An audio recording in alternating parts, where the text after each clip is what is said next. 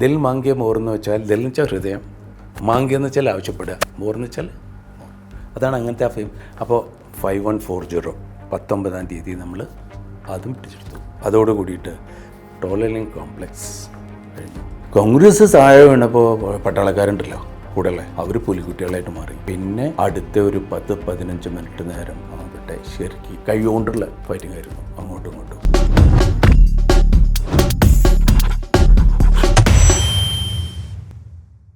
ഈ കാർഗിൽ വിജയത്തിലെ പ്രധാനമായിട്ട് ഒരു ഇതായിരുന്നു ടൈഗർ ഹിൽ. അതൊരു വലിയ പോരാട്ടം നടത്തി തന്നെയാണ് ടൈഗർ ഹിൽ പിടിച്ചത്. സാറിന് അതിൻ്റെ ഫയറിംഗ് പ്ലാനിലൊരു നിർണായക പങ്കുണ്ടായിരുന്നു. അപ്പോൾ എങ്ങനെയായിരുന്നു അതിൻ്റെ ഒരു തീരുമാനവും അറ്റാക്കും? വജിത് ആക്ച്വലി ടൈഗർ ഹില്ലിനെ ക്യാപ്ചർ ചെയ്യുന്നതിൽ ഏറ്റവും വലിയൊരു റോൾ വഹിച്ചത് ഞങ്ങളായിരുന്നു. എൻറേജ്മെൻറ്റ് ഞാൻ പറയാം എന്താണ് കാരണം, അതും 8-6. അപ്പോൾ ഈ ടൈഗർ ഹിൽ എന്ന് പറയുന്നത് നാഷണൽ ഹൈവേ 1 നിന്ന് 10 കിലോമീറ്റർ ദൂരത്തിൽ, 2 കിലോമീറ്റർ വീതി, 1 kilometre depth, 16,700 feet height.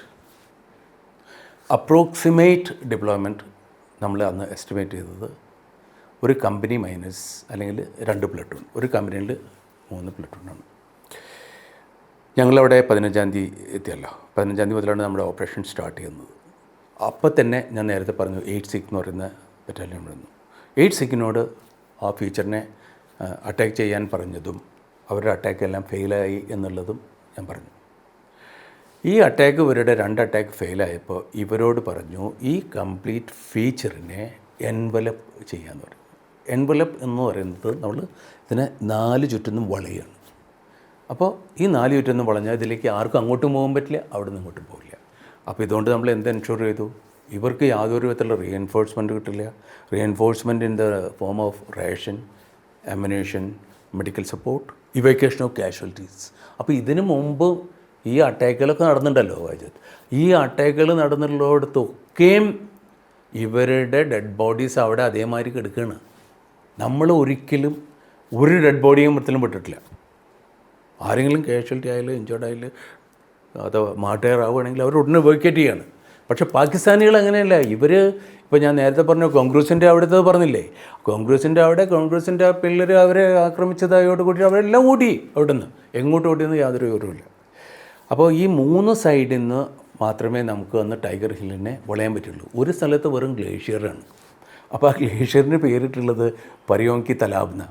പരിയെന്ന് വെച്ചിട്ടുണ്ടെന്നുണ്ടെന്നുണ്ടെങ്കിൽ അപ്സരസുകൾ, Thalap എന്ന് വെച്ചാൽ കുളം.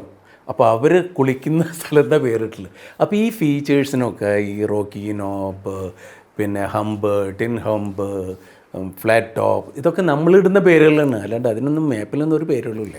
നമ്മൾ ഐഡൻറ്റിഫൈ ചെയ്യാനായിട്ട് ഇടുന്ന പേരുകളാണ്. അപ്പോൾ 8-6 ഇതിനെ 3 ചുറ്റൊന്ന് വളഞ്ഞു. അതിൻ്റെ ഒപ്പം തന്നെ നമ്മുടെ ഒരു OP ഓഫീസറായിരുന്നു major OP Mishra. Major OP Mishra 15-ാം തീയതി തന്നെ 26 ടാർഗറ്റ്, അതിൻ്റെ മേൽ കൃത്യം 26 ടാർഗറ്റുകൾ അന്ന് രജിസ്റ്റർ ചെയ്തിരുന്നു. അപ്പോൾ ഈ ടാർഗറ്റ് രജിസ്റ്റർ ചെയ്യുക എന്ന് വെച്ചാൽ ആ സ്ഥലത്തിൻ്റെ എക്സാക്റ്റ് ഡാറ്റ കളക്ട് ചെയ്യണം. അപ്പോൾ അതിന് ശേഷം നമ്മൾ എന്ത് ചെയ്തു, ഈ ടോളോളിങ്ങിൻ്റെ മീതെ ഇതേമാതിരി എല്ലാവരും ചെയ്തിട്ടുണ്ട്. ടോളോളിങ്ങിൻ്റെ മീതെയും ടൈഗർ ഹില്ലിൻ്റെ മീതെയും .4875 മീതെയും എല്ലായിടത്തും ഓരോ ഗൺ SOS ടാസ്ക് എന്ന് പറയും, സേവ് അവർ സോൾ ടാസ്ക്, എൻ്റെ മീതെ അവിടെ ഒരു ഇളക്കം കണ്ട് അപ്പോൾ ഫയർ ചെയ്യും നമ്മൾ.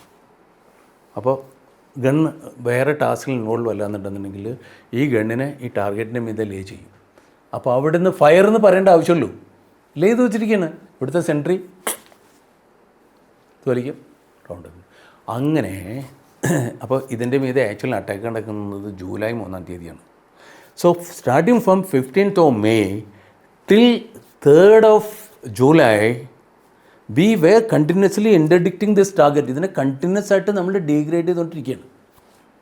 ഓക്കെ, അപ്പോൾ ഇതൊരു ഞാൻ നേരത്തെ പറഞ്ഞ മാതിരി 16,700 ഫീറ്റ് ഇതുള്ള ഒരു കൊലക്കമ്പൻ, പിന്നെ അതിൻ്റെ പേരും ടൈഗർ ഹിൽ.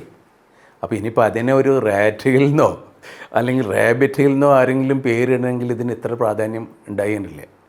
അപ്പോൾ വളരെ പ്രധാനപ്പെട്ട ഫീച്ചറാണ് അത്.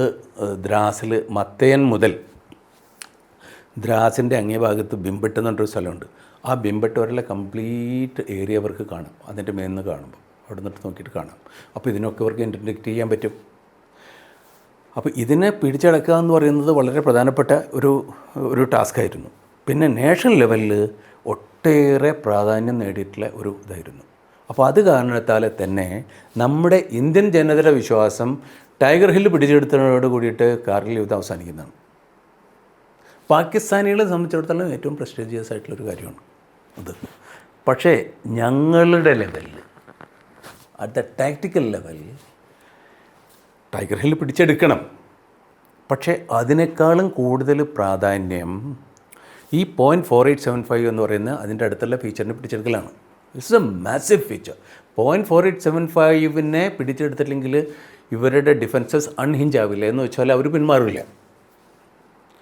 അപ്പോൾ ടൈഗർ ഹില്ലിനെ നമ്മൾ ഏകദേശം ഇത്രയും നാൾ, അതായത് ഏകദേശം 1.5 മാസം നമ്മൾ കണ്ടിന്യൂസ് അതിനെ എൻവലപ്പ് ചെയ്ത് വെച്ചിട്ടുണ്ട്, ഡീഗ്രേഡ് ചെയ്തിട്ടുണ്ട്. പക്ഷേ ഇതിനെ പിടിച്ചെടുക്കണമല്ലോ. അപ്പോൾ പിടിച്ചെടുക്കാനായിട്ട് ടാസ്ക് കൊടുത്തത് 18 ഗ്രനേഡിയേഴ്സ്, ലഫ്റ്റനൻറ്റ് കേണൽ വിശ്വനാഥൻ്റെ യൂണിറ്റിനാണ് 18 ഗ്രനേഡിയേഴ്സിനാണ് ഇതിൻ്റെ ടാസ്ക് കൊടുത്തത്. അപ്പോൾ 18 ഗ്രനേഡിയേഴ്സിൻ്റെ അതുവരെയുള്ള പെർഫോമൻസ് അത്ര നല്ലതായിരുന്നില്ല. ഇനിയിപ്പോൾ ടോലലിംഗ് ഓപ്പറേഷനിലായാലും ശരി, അതിൻ്റെ മുമ്പുള്ള ഓപ്പറേഷനിലായാലും ശരി, 18 ഗ്രനേഡിയേഴ്സിൻ്റെ അത്ര വലിയൊരു ഇതായിരുന്നില്ല. അപ്പോഴത്തിന് ഇവിടെ 192 ഇൻഫൻട്രി ബ്രിഗേഡ് വന്നു. അപ്പോൾ അതിൽ ആ 192 ഇൻഫൻട്രി ബ്രിഗേഡിൻ്റെ കമാൻഡറുടെ പേര് ബ്രിഗേഡ് MPS ബാജ്വ എന്നായിരുന്നു. അപ്പോൾ അദ്ദേഹത്തിനാണ് ഈ ടാസ്ക് കൊടുത്തത്. അപ്പോൾ ഇതിന് ഒരു ബറ്റാലിയൻ മാത്രം, അതായത് 18 ഗ്രനേഡിയേഴ്സ്, അവരെ സപ്പോർട്ട് ചെയ്യാനായിട്ട് 8 സിഖ് റിസർവിൽ. അങ്ങനെ ഇവർ അപ്പോൾ വളരെ ഡിഫിക്കൽട്ടായിട്ടുള്ള ഫീച്ചറാണ്, ഒട്ടേറെ ഡിഫിക്കൽട്ടായിട്ടുള്ള ഫീച്ചറാണ്. അപ്പോൾ ഇതവരുടെ ഗാത്തക് പ്ലാറ്റൂൺ ഉണ്ടല്ലോ, ആ ഗാത്തക് പ്ലാറ്റൂണിൻ്റെ OC ആയിരുന്ന ലീഡറായിരുന്നത് ലെഫ്റ്റനൻറ്റ് ബൽവാൻ സിംഗ്. അവന് പിന്നീട് മഹാവീർ ചക്ര കിട്ടേണ്ടായി. ബൽവാൻ സിംഗിൻ്റെ അണ്ടറിലെ ഗാത്തക് പ്ലാറ്റൂൺ ആണ് ഇത്. അപ്പോൾ ഇവർ കുറച്ചങ്ങോട്ട് പോകുമ്പോഴത്തേന് ബൽവാൻ സിംഗ് താഴെ വീണു, ഷോട്ട് ആൻഡ് ഡെഡ്. പിന്നീട് ഇവിടുന്ന് ഒരു മെല്ലെ മെല്ലെ മെല്ലെ മെല്ലെ കയറി പോകുമ്പോഴത്തേന് ദേ വാസ് സൈറ്റഡ്. അപ്പോൾ ആ ഗ്രൂപ്പിലുണ്ടായിരുന്നതാണ് നമ്മുടെ യോഗേന്ദ്ര സിംഗ്. അപ്പോൾ എനിക്ക് തോന്നുന്നു UNOയിലടക്കം ആൾക്കാർക്ക് അറിയുന്നു, എല്ലാ രാഷ്ട്രത്തിനും അറിയുന്നതാണ്. അപ്പോൾ യോഗേന്ദ്ര സിംഗ് ആ ഗ്രൂപ്പിലുണ്ടായിരുന്നു. അങ്ങനെ അവർ മെല്ലെ മെല്ലെ കയറി. അപ്പോൾ യോഗേന്ദ്ര സിംഗിൻ്റെ അവിടുത്തെ ആ കൺട്രിബ്യൂഷനെ പറ്റിയിട്ട് ഞാൻ കൂടുതൽ പറയുന്നില്ല, അത് it is in the media, എല്ലാവർക്കും അറിയുന്നതാണ്. അപ്പോൾ അതിനെ പറ്റിയിട്ട് ഞാൻ കൂടുതൽ പറയുന്നില്ല. പക്ഷേ അവിടെ ഇവരൊഴുകി പോയപ്പോഴേ ഇവിടെ പോയി യോഗേന്ദ്ര സിംഗ് ബോധം കെട്ട് വീണു. ആ സ്റ്റേജ് ആയപ്പോഴത്തേന് ഇവർ വീണ്ടും കൗണ്ടർ അറ്റാക്ക് ചെയ്യണം ഇതിൻ്റെ മീത്. അപ്പോൾ കൗണ്ടർ അറ്റാക്ക് ചെയ്യുമ്പോൾ പിന്നെ അവർക്ക് യാതൊരു രക്ഷയില്ല. പാകിസ്ഥാനികൾ കൗണ്ടർ അറ്റാക്ക് ചെയ്തു. അപ്പോൾ കൗണ്ടർ അറ്റാക്ക് ചെയ്തപ്പോൾ അവിടെ നിന്ന് ഉണ്ടായിരുന്ന ഒരു സാബാണ് ഉണ്ടായിരുന്ന ഒരു JSO. അദ്ദേഹം പറഞ്ഞു, സാബ് ഹമാരെ ഊപ്പർ ഫയർ കരുന്നു. അപ്പോൾ അതിന് നമ്മൾ DFSOS എന്നാണ് പറയുക ആർട്ടിലറിയിൽ, ഡിഫൻസീവ് ഫയർ സേഫ് ആർ സോൾ എന്നാണ് പറയുക. അപ്പോൾ ശത്രുക്കൾ മീതെ നിൽക്കണം, നമ്മൾ താഴേക്ക് എടുക്കണം. അപ്പോൾ അവിടെ ബോംബ് വന്ന് വീണുണ്ടെന്നുണ്ടെന്നുണ്ടെങ്കിൽ ശത്രുക്കൾക്കാണല്ലോ ഇത് കൊള്ളുക. അപ്പോൾ ഇന്നേവരെ ആരും അങ്ങനെ ഒരു DFSOS ടാസ്ക് എൻഗേജ് ചെയ്തിട്ടില്ല. അപ്പോൾ ആർട്ടിലറി കമാൻഡർ ഇങ്ങനെ സംശയിച്ച് നിൽക്കുമ്പോൾ ഇവൻ, അതായത് യോഗേന്ദ്ര സിംഗ്, ഇതൊരിക്കലും പറഞ്ഞിട്ടില്ല. അപ്പോൾ യോഗേന്ദ്ര സിംഗ് പറഞ്ഞു, സാബ് വൈസെ ബി ഹം ലോഗ് മർ രഹാ ഹൈ, ഞങ്ങൾ ഏതായാലും ചത്തുകൊണ്ടിരിക്കുകയാണ്. അപ്പോൾ പിന്നെ ഇനിയിപ്പോൾ പോകുമ്പോൾ വീണാലെന്താവുക, കാരണം കുറേ ആൾക്കാർ കൊല്ലപ്പെട്ടിട്ടുണ്ട്. അങ്ങനെ നമ്മളൊരു ടാർഗറ്റിന് മീതെ ഫയർ ചെയ്തു. അപ്പോഴത്തേനും ഇവരോട് പറഞ്ഞു, നിങ്ങളൊരു 100 മീറ്റർ പിന്നോട്ട് മാറി. നമ്മുടെ പട്ടാളക്കാരോട് പറഞ്ഞു, അവർ 100 മീറ്റർ പിന്നോട്ട് മാറി. അതിൻ്റെ മീതയ്ക്ക് കണ്ടിന്യൂസ് ആയിട്ട് നമ്മൾ ഫയർ ചെയ്തു, ഇൻഫൻട്രി പോയിട്ട് മോപ്പപ്പ് ചെയ്തു. അപ്പോൾ ഇതിൻ്റെ മീതിലുള്ള ഈ അറ്റാക്ക് ഉണ്ടല്ലോ വൈദ്യുത്, ഇതിനെ നമ്മളൊരു ഫെയിൻഡ് അറ്റാക്ക് എന്നാണ് പറയുക. ഫെയിൻഡ് അറ്റാക്ക് എന്ന് പറഞ്ഞിട്ടുണ്ടെങ്കിൽ that is not the main attack. അപ്പോൾ ഫെയിൻഡ് അറ്റാക്ക് എന്ന് പറയുമ്പോൾ നമ്മൾ വേറെ ഏതെങ്കിലും ഒരു ടാർഗറ്റിൻ്റെ മീതെ മെയിൻ അറ്റാക്ക് ചെയ്യുമ്പോൾ ഇവരുടെ ശ്രദ്ധയെ അകറ്റാൻ വേണ്ടി നമ്മൾ ചെയ്യുന്ന ഒരു അറ്റാക്കാണ് ഫെയിൻഡ് അറ്റാക്ക്. അപ്പോൾ ഒരു ഫെയിൻഡ് അറ്റാക്ക് എന്നുള്ള രൂപത്തിലാണ് നമ്മൾ ടൈഗർ ഹില്ലിനെ അറ്റാക്ക് ചെയ്തത്. അപ്പോൾ നമ്മളുടെ ഉദ്ദേശം എക്സാക്ട്ലി ആ ഹയർ ലെവലിൽ എന്താണെന്ന് എനിക്കറിയില്ല. പക്ഷേ എൻ്റെ ഒരു അനുമാനം എന്ന് വെച്ചിട്ടുണ്ടെങ്കിൽ 0.4875 നമ്മളൊരിക്കൽ പിടിച്ചു കഴിഞ്ഞാൽ പിന്നെ പാകിസ്ഥാനികൾക്ക് അവിടെ നിൽക്കാൻ പറ്റില്ല. അപ്പോൾ ഇവർ പോവും, ടൈഗറുകളുടെ മീതുന്നവർക്ക് പോകും. അവരവിടെ ഒറ്റയ്ക്ക് അവിടെ നിന്നിട്ട് കാര്യമില്ല, കാരണം 1 മാസമായിട്ട് പാവങ്ങൾ പട്ടിണി എടുക്കുകയാണ്. അപ്പോൾ ഒന്നുമില്ല, അവർ അവിടെ തന്നെ കിടന്ന് പരീക്ഷാവും, കാരണം അവർക്ക് പോകാൻ പറ്റില്ല. അല്ലാന്നുണ്ടെന്നുണ്ടെങ്കിൽ അവർ ഏതെങ്കിലും മാർഗം നോക്കിയിട്ട് ആ ഗ്ലേഷ്യറിൻ്റെ ഉള്ളിൽ കൂടെ ചാടിയിട്ടോ പോയിട്ടോ അവരോട് പുറത്തോട്ട് പോകും. അപ്പോൾ ഇതിൻ്റെ മീതെയും നമ്മൾ ഏകദേശം 104ഓളം 104 102 ഗൺസിൻ്റെ മീതെ എന്ത് ചെയ്തിരുന്നു. ടൈഗർ ഹില്ലിൻ്റെ മീതെ നമുക്ക് ഡയറക്റ്റ് ഫയറിങ് ചെയ്തു. നമ്മൾ കുറേ ഡയറക്റ്റ് ഫയറിങ് ചെയ്തു. ആ ഡയറക്റ്റ് ഫയറിങ് അപ്പോൾ ഈ ടൈഗർ ഹില്ലിൻ്റെ മീതെ ഡയറക്റ്റ് ഫയറിങ് ചെയ്യുമ്പോൾ അപ്പോൾ നമ്മൾ ദ്രാസിൽ നിന്നുള്ള ഈ ലൊക്കേഷൻ സെൻറ്റർ ടോപ്പ് ആ ഭാഗത്തു നിന്നാണ് ഫയർ ചെയ്യുന്നത്. അപ്പോൾ ഇത് കാണാൻ നല്ല രസമാണ്, നല്ല രസമാണ് കാണാനായിട്ട് ബോംബിൽ ഇങ്ങനെ പോകുന്നത്.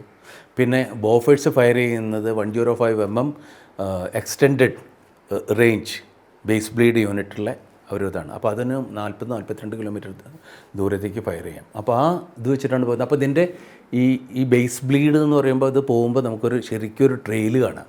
അപ്പോൾ അത് കാണാനായിട്ട് കംപ്ലീറ്റ് മീഡിയ അവിടെ തടിച്ചു കൂടിയിട്ടുണ്ടായിരുന്നു. അപ്പോൾ അക്കൂട്ടത്തിൽ നമ്മുടെ ബർക്കാദത്തും ഉണ്ടായിരുന്നു. അപ്പോൾ ബർക്കാദത്ത് അവിടെ നിന്നിട്ട് നല്ല ഒരു പാലത്തിൻ്റെ അടിയിൽ ചെറിയൊരു പൂളുണ്ട്. ഇതിൻ്റെ ഉള്ളിൽ ഇവിടെ നിന്നിട്ട് ഇങ്ങനെ കണ്ടിന്യൂസ് ആയിട്ട് ഇങ്ങനെ പാസ് ചെയ്തുകൊണ്ടിരിക്കുകയാണ്. അപ്പോൾ അത് രാജ്യം മുഴുവൻ കേൾക്കുക ലൈവ്. അവിടെ നിന്ന് ഇത്തിരി കഴിഞ്ഞപ്പോഴേ കണ്ടിരിക്കുന്നു നമ്മുടെ മീതയ്ക്ക്. അപ്പോൾ ഞാനവിടെ ഉണ്ട്, കമാൻഡറുടെ ഒപ്പമുണ്ട്, ഞാനും ഉണ്ട്. പിന്നെ കമാൻഡിങ് ഓഫീസർ 158 മീഡിയം റെജിമെൻ്റ് ഉണ്ട്. അവരുടെ ഗൺസാണ് ബോഫേഴ്സ് ഫയർ ചെയ്തുകൊണ്ടിരിക്കുന്നത്. അപ്പോൾ ഞാൻ ബ്രിഗേഡിയർ ലഖ്വിന്ദർ സിംഗിൻ്റെ കൂടെ ഉണ്ട്, ഞങ്ങൾ 3 പേരും അവിടെ ഉണ്ട്. അപ്പോഴത്തേനും ഒരു ഷെല്ല് വന്നിട്ട് നമ്മുടെ അടുത്ത് ഒരു 20 മീറ്റർ ദൂരത്ത്. അതോട് കൂടിയിട്ട് പിന്നെ അവിടെ നിൽക്കുന്നത് ഈ ഗണ്ണിൻ്റെ ലെയറും ബ്രിഗേഡിയർ ലഖ്വിന്ദർ സിംഗും ഞാനും ഈ 158 മീഡിയം റെജിമെൻറ്റിൻ്റെ CO കേണൽ AK ശർമ്മ, ഞങ്ങൾ ഇത്ര ആൾക്കാരേ ഉള്ളൂ, ബാക്കിയുള്ളവരൊക്കെ പോയി. അപ്പം പിന്നെ നമുക്ക് സംശയത്തെ എന്താ സംഗതി എന്ന്. അങ്ങനെ പെട്ടെന്ന് ആർമി ഹെഡ് ക്വാർട്ടറിൽ നിന്ന് ഇങ്ങനെ ഈ ഇൻഫർമേഷൻ കിട്ടി വരികയാണല്ലോ. അവിടെ നിന്ന് ഒരിത് വന്നു, ഇത് ആരോ അത് കണ്ടുകൊണ്ടിരിക്കുന്നുണ്ട്, ലൈവായിട്ട് പറയണത് നമ്മൾ ഇവിടെ നിന്നാണ് ഫയർ ചെയ്യുന്നത്, ഈ ഫയർ ചെയ്യുന്നത്, ഗൺസിൻ്റെ ഫോട്ടോ എടുത്തിട്ട് ഇവിടെ നിന്ന് അയച്ചു കൊടുക്കുകയാണ്. അങ്ങനെ പിന്നെ നമ്മൾ പട്ടാളക്കാരെ പറഞ്ഞ് നോക്കുമ്പോഴുണ്ട് ഈ ചങ്ങാതി നല്ല പാലത്തിൻ്റെ അടിയിൽ ഇരുന്നിട്ട് നല്ല കമൻട്രി, റണ്ണിങ് കമൻട്രി കൊടുത്തിട്ടിരിക്കുകയാണ്. അങ്ങനെ GOC വിളിച്ചിട്ട് പുള്ളിയോട് പറഞ്ഞു, മോളെ സമയം കുറേ രാത്രി, നീ ഒരു കാര്യം ചെയ്യ്, നിൻ്റെ ക്യാമറ ഒക്കെ ഇവിടെ ഹാൻഡ് ഓവർ ചെയ്യും, ഇനി പോയിട്ട് സുഖമായിട്ട് കിടന്നുറങ്ങും, നിർത്ത് എന്ന് പറഞ്ഞു. അതോട് കൂടിയിട്ട് റണ്ണിങ് കമൻട്രി അവസാനിച്ചു. അങ്ങനെ നമ്മൾ 4-ാം തീയതി അന്ന് അമേരിക്ക അവരുടെ, എൻ്റെ ഓർമ്മ ശരിയാണെങ്കിൽ വായുജ് 223-ാമത്തെ ഇൻഡിപെൻഡൻസ് ആനിവേഴ്സറി സെലിബ്രേറ്റ് ചെയ്തുകൊണ്ടിരിക്കുകയാണ്. ജൂലൈ 4-ാം തീയതി. ജൂലൈ 4-ാം തീയതി അമേരിക്ക അത് ചെയ്യുമ്പോൾ നമ്മുടെ രാഷ്ട്രത്തിന് സ്വാഗതം ചെയ്യുന്നത് ടൈഗർ ഹില്ല് പിടിച്ചെടുത്തു എന്നുള്ളതാണ്. അതായിരുന്നു ടൈഗർ ഹില്ലിൻ്റെ യുദ്ധം. അപ്പോൾ ആ ടൈഗർ ഹില്ലിൻ്റെ യുദ്ധം കഴിഞ്ഞ് ഉടനെ തന്നെ, അപ്പോൾ അന്ന് ടൈഗർ ഹില്ലിൻ്റെ ഇത് നടക്കുമ്പോൾ എൻ്റെ റെജിമെൻ്റെ കാര്യം പറയണമല്ലോ, ഞാൻ സ്ഥിതിക്ക്. അപ്പോൾ ടൈഗർ ഹില്ലിൻ്റെ മീതെ, അപ്പോൾ അവിടെ നടന്ന എല്ലാ യുദ്ധത്തിലും ഞങ്ങൾ പങ്കെടുത്തിട്ടുണ്ട്. ടോലോലിങ്ങിനായാലും ശരി, ടൈഗർ ഹില്ലിന് പിന്നെ ഞങ്ങളുടെ ബാറ്ററി ഉണ്ടായിരുന്നു. അപ്പോൾ ടൈഗർ ഹില്ലിങ്ങിൻ്റെ direct support regiment 41 field regiment, ഞാൻ അവിടെ പണ്ട് 2 ആയിട്ട് സെർവ് ചെയ്തിട്ടുണ്ട്. അപ്പോൾ 41 ഫീൽഡ് റെജിമെൻ്റ് ആയിരുന്നു അതിൻ്റെ. അപ്പോൾ എല്ലാ ബ്രിഗേഡിനും ഒരു ഡയറക്റ്റ് സപ്പോർട്ട് ഫീൽഡ് റെജിമെൻറ്റ് ഉണ്ടായിരുന്നു. 41 ഫീൽഡ് റെജിമെൻ്റ് ആയിരുന്നു. അപ്പോൾ അതിനുണ്ടാക്കിയ ഫയർ പ്ലാൻ കേണൽ മാനാണ്. അപ്പോൾ ഞങ്ങൾ ഒരേ റെജിമെൻറ്റിൽ നിന്നാണല്ലോ. അപ്പോൾ മാൻ ഈ ഫയർ പ്ലാൻ ഉണ്ടാക്കിയപ്പോൾ അതെനിക്ക് കാണിച്ചു തന്നു. എന്നിട്ട് ഞാനത് എഡിറ്റ് ചെയ്തിട്ട് സെക്ഷനൊക്കെ ഇൻകോർപ്പറേറ്റ് ചെയ്തിട്ടാണ് അതിൻ്റെ മീതെ ഫയർ ചെയ്യുന്നത്. പിറ്റേ ദിവസം, അപ്പോൾ ഞാൻ പറഞ്ഞു ഇതൊരു ഫെയിൻ്റ് അറ്റാക്ക് ആയിരുന്നു. പിറ്റേ ദിവസമാണ് ഈ .4875 എന്ന് പറയുന്നത് അതിൻ്റെ മീതുള്ള അറ്റാക്ക്. അപ്പോൾ ആ അറ്റാക്കിന് 79 മൗണ്ടൻ ബ്രിഗേഡിൻ്റെ അറ്റാക്കിൻ്റെ direct field regiment, direct support field regiment 315 ആയിരുന്നു. അപ്പോൾ അതിൻ്റെ ഫയർ പ്ലാൻ ഉണ്ടാക്കേണ്ട റെസ്പോൺസിബിലിറ്റി എൻ്റെയാണ്. അപ്പോൾ ഞങ്ങളുടെ അപ്പോൾ ഗൺസ് ഫയർ ചെയ്തുകൊണ്ടിരിക്കുകയാണ്. ഈ ഫയർ ചെയ്തുകൊണ്ടിരിക്കുമ്പോൾ ഞാനും എൻ്റെ 2IC മേജർ CB ദ്വിവേദി, ഞങ്ങൾ 2 പേരും ഗൺ പൊസിഷൻ്റെ നടുവിൽ ഇരുന്നിട്ടാണ് ഞാൻ ഫയർ പ്ലാൻ ഉണ്ടാക്കി ഇവനെ ഡിക്റ്റേറ്റ് ചെയ്യാണ്. ഡിക്റ്റേറ്റ് കഴിഞ്ഞാൽ ഇവന് പറഞ്ഞു കൊടുക്കുകയാണ്. അപ്പോൾ ടാസ്ക് ടേബിൾ എന്ന് പറയും. അപ്പോൾ ഓരോരോ റെജിമെൻറ്റ് ഓരോ ബാറ്ററി എന്താണ് ചെയ്യേണ്ടതെന്നുള്ളതാണ് ഈ ടാസ്ക് ടേബിൾ. എന്നിട്ട് നമ്മളിത് അവർക്ക് കൊടുക്കും. ഈ ടാസ്ക് ടേബിൾ ഇവർക്ക് കൊടുക്കും. ആ ടാസ്ക് ടേബിളിനനുസരിച്ചിട്ടാണ് ഇവർ ഫയർ ചെയ്യുക. ഇത് ഉണ്ടാക്കിക്കൊണ്ടിരിക്കുമ്പോൾ പെട്ടെന്ന് നമ്മുടെ ഗൺ പൊസിഷനിലേക്ക് ഒരു കൗണ്ടർ ബോംബാർഡ്മെൻറ്റ് കൊണ്ടു പാകിസ്ഥാനികൾ. അപ്പോൾ നമ്മുടെ 3 ബാറ്ററി ഡിപ്ലോയിഡാണ്. അതിൽ ആദ്യം ഒരു ഷെല്ല് വന്നിട്ട് ഗൺ പൊസിഷനിൽ വീണു. അപ്പോൾ തന്നെ നമുക്ക് മനസ്സിലായി നമ്മൾ ഇത്ര ട്രെയിൻഡ് ഇയേഴ്സാണല്ലോ ഞാനൊക്കെ. അപ്പോൾ ഇത് വീണ്ടും ഉടനെ തന്നെ മറ്റവനും ഇൻസ്ട്രക്ടർ ഇൻ ഗൺട്രിയാണ്, ഒരു ദ്വിവേദി. അവനും എന്നെ പോലെ LGC ക്വാളിഫൈഡാണ്. ഇൻസ്ട്രക്ടറൊന്നും ആയിരുന്നില്ല, പക്ഷേ LGC ചെയ്തവരെ ഇൻസ്ട്രക്ടർ ഇൻ ഗൺട്രി എന്നാണ് പൊതുവെ പറയുക. അപ്പോൾ ഞങ്ങൾ ഇത് പെട്ടെന്ന് ശബ്ദം കേട്ടപ്പോൾ ഇവൻ എന്നോട് പറഞ്ഞു ചതിച്ചു എന്നുള്ള ഈക്വലൻ്റെ എന്ത് പേരിൽ പറഞ്ഞു. സർ ചതിച്ചു എന്ന് പറഞ്ഞിട്ട് ഇവൻ പെട്ടെന്ന് ചാടി. പറഞ്ഞ ഉടനെ തന്നെ ഞാൻ ഇവൻ്റെ കൈ പിടിക്കുമ്പോഴത്തേനും ഇവൻ ഒരു 3 അടി അങ്ങോട്ടേക്ക് പോയി. ഈ 3 അടി 4 അടി പോയിട്ടുണ്ടാവും. എനിക്ക് റിയാക്ട് ചെയ്യാൻ സമയം കിട്ടില്ല, കാരണം എൻ്റെ അടുത്ത് മാപ്പും ഈ സാധനങ്ങളൊക്കെ ഉണ്ട്. അപ്പോൾ ഞാനിത് നോക്കിയിട്ട് എനിക്കിതെല്ലാം സൂക്ഷിച്ച് നോക്കിയിട്ട് വേണം ചെയ്യാനായിട്ട്. ഇവനത് എഴുതിയെടുക്കാൻ വേണം മാത്രമല്ലേ ഉള്ളൂ. അപ്പോൾ അത്ര ഒരു റിയാക്ഷൻ ടൈം വേണ്ടേ. ആ ടൈമിൽ ദ്വിവേദി എഴുന്നേറ്റുടനെ അടുത്ത ബോംബ് വന്നു വീണു. ഈ ബോംബ് വന്ന് വീണുകൊണ്ട് തന്നെ എയർബഷല്ലായിരുന്നു, അതോടുകൂടി ദ്വിവേദി താഴെ വീണു. അപ്പോൾ തിരിഞ്ഞ് നോക്കുമ്പോഴത്തേന് ഇവൻ്റെ കൈ ഉണ്ടല്ലോ, ഈ കൈ 2 കഷ്ണമായിട്ടുണ്ടായിരുന്നു കുറേ, പക്ഷേ ഒടിഞ്ഞ് അങ്ങോട്ട് കൊണ്ടുപോയിട്ടില്ല. ഞാൻ ബ്ലീഡ് ചെയ്യുന്നപ്പോൾ ഇങ്ങനെ കിടന്ന് പെട്ടുന്നുണ്ട്. അപ്പോഴത്തേനും ഞാൻ അങ്ങോട്ട് തിരിഞ്ഞ് നോക്കുമ്പോഴത്തേന് രണ്ടും കൂടെ ഒരുമിച്ചാണ് കാണുന്നത്. ഒരു ഗണ്ണിൻ്റെ മീതെ, നമ്മുടെ ഒരു ഗൺ, ആ ഒരു ഗണ്ണിൻ്റെ മീതെ, ക്യൂബിക് ബാറ്റയുടെ ഗണ്ണിൻ്റെ മീതെ വന്നിട്ട് ആണ് ഈ ബോംബ് വീഴുന്നത്. വായിച്ചു ഇന്നേ വരെ ചരിത്രത്തിൽ ഒരിക്കലും ഒരു ആർട്ടിലറി ഗണ്ണിൻ്റെ മീതെ ഒരു ഷെല്ല് വന്ന് ഡയറക്റ്റ് വീണതായിട്ട് കേട്ടിട്ടില്ല. അപ്പോൾ ഞാനിപ്പോൾ ഇത്രയും വർഷമായിട്ട് ഇതിനെയൊക്കെ പറ്റിയിട്ട് വായിക്കുകയും പഠിക്കുകയൊക്കെ ചെയ്യുന്നതാണല്ലോ, ഒരിക്കലും വീണില്ല. ഈ ഷെല്ല് വന്നിട്ട് ഗണ്ണിൻ്റെ മീതെ വീണു. അതോടുകൂടി ഈ 4 പേരാണ് ആ നേരത്ത് കണ്ടുവച്ചിട്ടുണ്ടായിരുന്നത്. അപ്പോൾ അതിൽ ലാൻസ് ഹവൽദാർ മലയ്യ ഉണ്ടായിരുന്നു, നായിക് ഗോപയ്യ ഉണ്ടായിരുന്നു, പിന്നെ INC സിംഗ് ഉണ്ടായിരുന്നു, രാജ്കുമാർ ഉണ്ടായിരുന്നു. ഇവർ 4 പേര് വരുന്നു. ഇവരും ഈ ഗണ്ണും അതോടുകൂടി നാമാവശേഷമായി. ശരിക്കും നമ്മൾ പറഞ്ഞ പൂത്തിരി എത്താറില്ലേ, അതേമാതിരിയാണ് ആകാശത്തിലേക്ക് ഇങ്ങനെ പിരിഞ്ഞിട്ട് ഇങ്ങനെ പൂത്തിരി ചെയ്യുന്ന മാതിരി ഇങ്ങനെ പോയി. പിന്നെ കുറേ പേർക്ക് വേറെ പേര് ഇഞ്ചേർഡായി. അപ്പോൾ നമ്മൾ മാത്രമല്ല അവിടെ ഉള്ളത്, കുറേ ഇൻഫൻട്രിക്കാരുണ്ടായിരുന്നു അവിടെ. അപ്പോൾ അവിടെ ഒരു പാരാ ബ്രിഗേഡിലെ ഒരു ഇൻഫൻട്രി ബറ്റാലിയൻ അവർ അവിടെ വന്നിട്ട് അവിടെ പൊസിഷൻ എടുത്തിട്ടുണ്ട്. അവർ ഡിപ്ലോയ് ആവുന്നതിന് മുമ്പ്, കാരണം ഏരിയാസ് ഉണ്ടല്ലോ. അപ്പോൾ അവരുടെയും കുറേ പേർക്ക് ഇഞ്ചേർഡ് ഉണ്ടായിരുന്നു. അങ്ങനെ അപ്പോൾ നമ്മുടെ ക്വാർട്ടർ മാസ്റ്റർ ഒരു ക്യാപ്റ്റൻ ഗംഗാധരനായിരുന്നു. ഞാൻ ഗംഗാധരൻ ഓടി വന്നു. അപ്പോൾ ഡ്രൈവേഴ്സൊന്നുമില്ല. അപ്പോൾ ഡ്രൈവേഴ്സിനോടൊക്കെ ഞാൻ അമ്യൂണിഷനായിട്ട് ഇപ്പോൾ വണ്ടിയുടെ ആവശ്യമില്ലല്ലോ. അപ്പോൾ ഡ്രൈവർ ഓൾറെഡി പറഞ്ഞിരിക്കുകയാണ്. അപ്പോൾ അവിടെയുള്ള ഡ്രൈവേഴ്സും കുക്കുകളും എല്ലാവരും ഈ അമ്യൂണിഷൻ കൊണ്ടുവയ്ക്കലും പരിപാടിയൊക്കെയാണ് വായിച്ചത്. എല്ലാവരും ബിസിയാണ്. ഫയറിങ് കണ്ടിന്യൂസ് നടക്കണം. കാരണം നമ്മൾ കണ്ടിന്യൂസ് ആയിട്ട് ഫയർ ചെയ്തിട്ടില്ല എന്നുണ്ടെങ്കിൽ ഈ അറ്റാക്ക് ചെയ്യുന്ന ഇൻഫൻട്രിക്കാരെല്ലാം തവിടുപിടിയാവും. അവരെ സപ്പോർട്ട് ചെയ്യണം നമ്മൾ. വായിച്ചത് ഗൺസ് സ്റ്റോപ്പ് ചെയ്തില്ല. ഇതൊക്കെ നടക്കണമെങ്കിൽ ഈ ഫയർ ചെയ്യുന്ന ഗൺസ് ഉണ്ടല്ലോ, guns didn't stop, the continued firing. അതൊരു എന്തെന്നാ അതിനെ പറയുക. അങ്ങനെ ഞാൻ ദ്വിവേദിനെ അവിടെ തൊട്ടടുത്ത് ഒരു മെഡിക്കൽ എയ്ഡ് പോസ്റ്റ് ഉണ്ട് അവിടേക്ക്. അപ്പോൾ വണ്ടിയിലേക്ക് ലോഡ് ഇവനെ എടുത്തു വയ്ക്കാനായിട്ട്, ലോഡ് എന്ന് പറയുന്നത് തെറ്റാണ്, എടുത്തു വയ്ക്കാനായിട്ട് ഗംഗാധരൻ ചെയ്തു. ഞാൻ പറഞ്ഞു ഗംഗാധരനോട് പറഞ്ഞു, ഗംഗാധരൻ നീ ഇവിടെ മാനേജ് ചെയ്യും, പിന്നെ ഞാൻ ദ്വിവേദിയ ഹോസ്പിറ്റലിൽ എത്തിക്കിട്ട്. അപ്പോൾ ഒരു 100-150 മീറ്ററേ ഉള്ളൂ അവിടേക്ക്. ഞാൻ ജീപ്പിൽ കൊണ്ടുപോയി. അവിടെ ചെല്ലുമ്പോഴത്തേനും അങ്ങനെ ആൾക്കാരിങ്ങനെ കൊണ്ടുവന്നിട്ട്, ബ്ലാങ്കറ്റില്ലേ അതിലിങ്ങനെ ആൾക്കാരിങ്ങനെ കൊണ്ടുവന്നിട്ട് ഓരോരുത്തരായിട്ട്. അപ്പോൾ ഞാനിങ്ങനെ അവിടെ നിന്ന് നോക്കുമ്പോൾ കൊണ്ട് ഇതിൻ്റെ ഇവിടെ മലയ്യ, തലയില്ല, യൂണിഫോമിൽ തലയില്ല, യൂണിഫോമിൽ മലയ്യ. അപ്പോൾ ഈ മലയ്യ അന്ന് ഒരു 1.5 മണിക്കൂറിന് മുമ്പ് വായിച്ചു എനിക്ക് ഭക്ഷണം സെർവ് ചെയ്ത അന്ന്. അപ്പോൾ അവരാണ് മെസ്സ് നോക്കുന്നത്. അങ്ങനെ തിരഞ്ഞു നോക്കിയപ്പോൾ ദൂരത്ത് മലയുടെ തലയെടുക്കുന്നു. അവിടുന്ന് പിന്നെ അങ്ങോട്ടും ഇങ്ങോട്ടും നോക്കുമ്പോഴത്തേനും അത്രയും നോക്കാൻ സമയമില്ല, കാരണം ദ്വിവേദിയെ എന്താ ചെയ്യേണ്ടതെന്ന് അറിയില്ലല്ലോ. അപ്പോഴെടുത്ത് അവിടെ ഗോപയ്യയുടെ ശരീരം കിടക്കുന്നു. അവിടെ നിന്ന് പിന്നെ അടുത്ത് നോക്കുമ്പോഴത്തേനുണ്ട് രാജ്കുമാറിൻ്റെ. അപ്പോൾ രാജ്കുമാർ എന്ന് വെച്ചിട്ടുണ്ടെന്നുണ്ടെങ്കിൽ ഈ കുട്ടി 19 വയസ്സായിട്ടുള്ളൂ. വായിച്ചത് അവൻ്റെ കല്യാണം കഴിഞ്ഞിട്ടുണ്ടായിരുന്നു. അവിടെ രാജസ്ഥാനിലേക്ക് വേഗം കല്യാണം കഴിയല്ലോ. ഇവൻ ട്രെയിനിങ് കഴിഞ്ഞിട്ട് അതിന് ശേഷം ഇവൻ വീട്ടിലേക്ക് പോയിട്ടില്ല. അതാണ് അവൻ. ഈ സിംഗ എന്ന് പറയുന്ന പയ്യൻ, അവന് പിന്നീട് സേനാ മെഡൽ കിട്ടി. ഞാൻ എവിടെ പോകുമ്പോഴും എൻ്റെ ഗണറായിരുന്നു അവൻ. ബോഡി ഗാർഡെന്ന് വേറെ വിധത്തിൽ പറയണേ, എവിടെ പോകുമ്പോഴും AK-47 എടുത്തിട്ട് അവൻ്റെ ഒപ്പം ഉണ്ടാവും. അപ്പോൾ ഞങ്ങളിങ്ങനെ വണ്ടി പോകുമ്പോൾ അവൻ മുന്നിൽ ലീഡ് ചെയ്യുന്നത് ഇവരായിരിക്കും നമ്മളുടെ. അപ്പോൾ QRT എന്ന് പറയും, ക്വിക്ക് റിയാക്ഷൻ ടീം. അപ്പോൾ അതിൽ ഇവനായിരിക്കും. ഇവൻ്റെ അടുത്ത് AK-47 ഉണ്ട് ലഭിച്ചിട്ടുണ്ട്. അപ്പോൾ ഇവനൊരു ഭംഗിയായിട്ട് വിസിലടിക്കും. ഇവൻ നോർത്ത് ഇന്ത്യയിൽ നിന്നാണല്ലോ, വളരെ ദൂരത്തേക്ക് അടക്കം വിസിൽ കേൾക്കാം. അപ്പോൾ ഈ വിസിൽ കേട്ടാലും ആൾക്കാർക്കറിയാം ഈ QRT വരുന്നുണ്ട്, എൻ്റെ പിന്നിൽ സീനിയർ ഓഫീസർ വരുന്നുണ്ടെന്ന്. അപ്പോൾ ഒന്ന് ഇവനാണ്, സിംഗയാണ്. അപ്പോൾ ഇവർ എല്ലാവരും ഇത് കണ്ടുപിടി. അപ്പോൾ അവിടെ ഒരു ഡോക്ടറുണ്ട്. ആ ലേഡി ഡോക്ടറെ പറ്റിയിട്ട് പിന്നീട് ഞാൻ ഒരിക്കലും വായിക്കുകയോ കേൾക്കുകയൊന്നും ഉണ്ടായില്ല. ആ കുട്ടിയുടെ പേര് പോലും എനിക്കറിയില്ല. ഈ കുട്ടി ഒരു കയ്യിലൊരു സിറിഞ്ചും എടുത്തിട്ട് ഇങ്ങനെ നിൽക്കുക. അവിടെ ഒരു സിറിഞ്ചും എടുത്തിട്ട് ഇങ്ങനെ നിൽക്കുകയാണ്. ഈ കുട്ടി എന്താ ചെയ്യണമെന്നൊരു പിടിയില്ല. അപ്പോൾ ഈ കുട്ടി അവിടെ ആകെയുള്ള ഒരു പെൺകുട്ടിയാണ്, എൻ്റെ മോളുടെ പ്രായം. മോൾക്കന്ന് 25 വയസ്സൊന്നും ആയിട്ടില്ല, ഒരു കൊച്ചു പെൺകുട്ടി. അപ്പോൾ ഇവളെ ഞാൻ മോളിൽ നിന്നാണ് വിളിക്കുക. അപ്പോൾ അവൾക്ക് വേണ്ട ഒരു പെൺകുട്ടിയാണല്ലോ, അപ്പോൾ അവൾക്ക് വേണ്ടതായിട്ടുള്ള ഒരു സ്ത്രീക്ക് വേണ്ട ചില അറേഞ്ച്മെൻറ്റ്സൊക്കെ വേണമല്ലോ കുളിക്കാനും ഇതിനൊക്കെ. അവൾ മാത്രമേ ഒന്ന് കുളിച്ചിട്ടുള്ളൂ ആ യുദ്ധ സമയത്ത്, വേറെ ഞങ്ങളാരും കുളിച്ചിട്ടില്ല. അപ്പോൾ അതൊക്കെ ചെയ്ത് കൊടുക്കുന്നുണ്ട്. ഇപ്പോൾ ഇങ്ങനെ നിൽക്കുക. എന്നെ കണ്ടോട്ട് കൂടിയിട്ട് ഈ കുട്ടി ഓടി വന്നിട്ട് സാർ, അവൾ അങ്ങോട്ട് കരയാൻ തുടങ്ങി. ഇവൾ പറഞ്ഞു, സാർ ഞാൻ എൻ്റെ ജീവിതത്തിൽ ഇതുമാറ്റൊരു സിറ്റുവേഷൻ കണ്ടില്ല. I'm not train for this. I don't know what to do. I just can't think.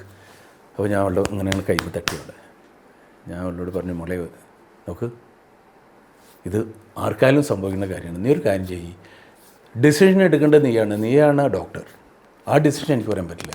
നിൻ്റെ എസ്റ്റിമേറ്റ് പ്രകാരം, അസസ്മെൻറ്റ് പ്രകാരം 50% കൂടുതൽ സർവൈവ് ചെയ്യാൻ പോസിബിലിറ്റി ഉള്ള ആൾക്കാരെ മാത്രം അറ്റൻഡ് ചെയ്യുക, അല്ലാത്തവർ മരിച്ചോട്ടെ, സാരമില്ല, യുദ്ധമല്ലേ പറഞ്ഞു. അപ്പോഴത്തേന് ദ്വിവേദി പുള്ളി പറഞ്ഞു, കൈ ഇങ്ങനെ ഉണ്ടല്ലോ, ഒന്നും ചെയ്യാൻ പറ്റില്ല. അങ്ങനെ ഞാൻ ദ്വിവേദിയെ, അപ്പോഴത്തേന് അവിടെ ഒരു ക്യാനൽ വന്നു, മിലിറ്ററി ഓപ്പറേഷൻ ഡയറക്ടറേറ്റ് എന്ന് പറഞ്ഞിട്ടുള്ളതാണ്. അപ്പോൾ അദ്ദേഹം എൻ്റെ അടുത്ത് ഓടി വന്നു. എന്നിട്ട് എന്നോട് പറഞ്ഞു, colonel what can I do? അപ്പോൾ ഞാൻ പറഞ്ഞു, സർ ഇതെൻ്റെ 2IC ആണ്, എനിക്ക് ഇവനെ വെക്കേറ്റ് ചെയ്യണം. ഗൺസിൻ്റെ അവിടെ ഫയറിങ് കിടക്കുന്നുണ്ട്, ഈ കാഷ്വാലിറ്റീസ് ഒന്ന് ഹാൻഡിൽ ചെയ്യാനായിട്ട് സർ സഹായിക്കണം. ഗൺ പൊസിഷനിൽ എൻ്റെ ഓഫീസേഴ്സ് അവിടെ ഹാൻഡിൽ ചെയ്തോളും. പക്ഷേ അപ്പോൾ അദ്ദേഹം എന്നോട് പറഞ്ഞു, ധൈര്യമായിട്ട് പോകുന്നു പറഞ്ഞു. അങ്ങനെ ഞങ്ങൾ ഇവരുടെ FSC ഫോർവേഡ് സർജിക്കൽ സെൻറ്റർ അവിടേക്ക് ഉണ്ട്. അപ്പോൾ അവിടെ ഒരു ഡോക്ടർ ഉണ്ടായിരുന്നു. ഈ ഡോക്ടർ ഒരു കേണൽ ആയിരുന്നു, അദ്ദേഹം സർജൻ. അദ്ദേഹം ഓടി വന്നു. അപ്പോൾ ഞാനാണ് ഡ്രൈവ് ചെയ്യുന്നത്, വേറെ ആരും ഇല്ല വണ്ടിയിൽ. അദ്ദേഹം ഓടി വന്നിട്ട് ഇങ്ങനെ പിടിച്ച് നോക്കിയിട്ട് ടോർച്ച് അടിച്ചിട്ട് ഈസ് ഗോൺ എന്ന് പറഞ്ഞു. അപ്പോൾ അതുവരെ ഞാനൊരു എന്താ പറയുക, ഞാൻ മനുഷ്യനല്ല, ഐ ബിക്കം എ ലോഗ്.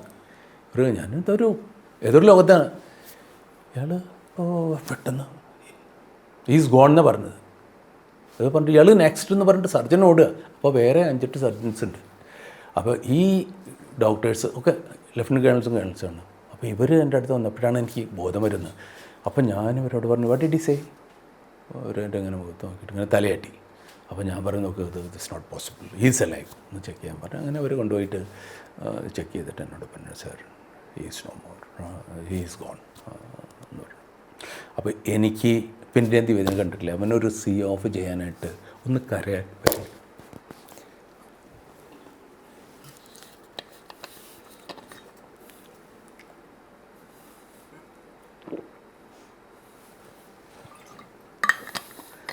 അവിടുന്ന് ഗൺ പൊസിഷനിൽ എത്തുമ്പോഴത്തേന്